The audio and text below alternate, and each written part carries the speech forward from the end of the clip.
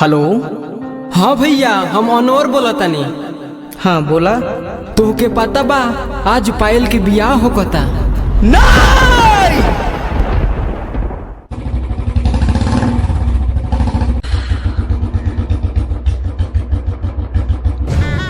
मंगलम भगवान विष्णु मंगलम गरुड़ध्वज मंगलम पुंडरीकाक्ष मंगलाय तनोहरि।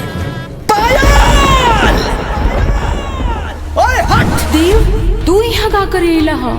आज हमर सगाई होके जा रहल बा।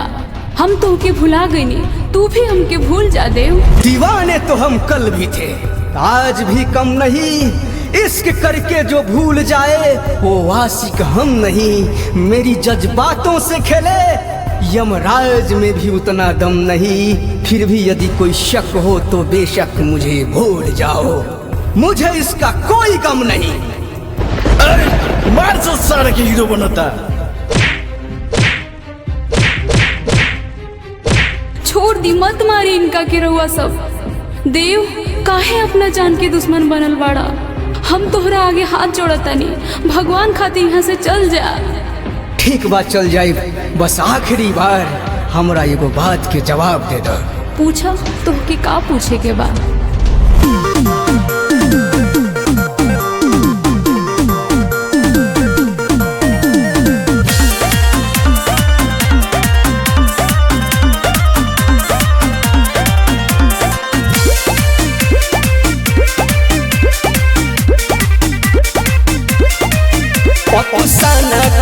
के दीवाना बना के चली दी हलू ससुरार में। कमी रहे का यार में, कपवलू भतार में।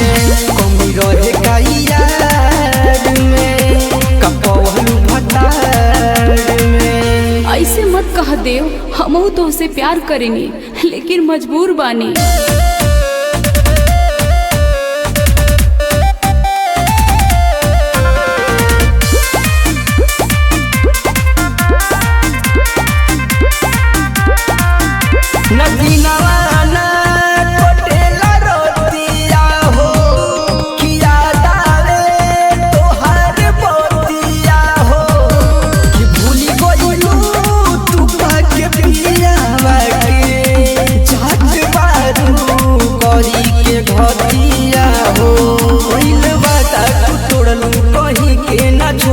भइल बाटे दुश्मन जवार में।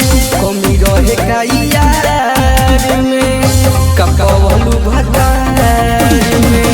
कमी रहे का यार में, कपवलू भतार में। अरे देखने का बारे, उठा के फेंक दे सारे के।